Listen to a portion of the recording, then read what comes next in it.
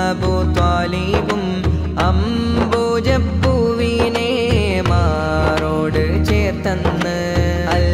അമീനായി വളർന്നു റസൂലുള്ളാഹ് അഹ്സനുൽ ഖുൽഖ മുഹമ്മദ് സ്വല്ലല്ലാഹു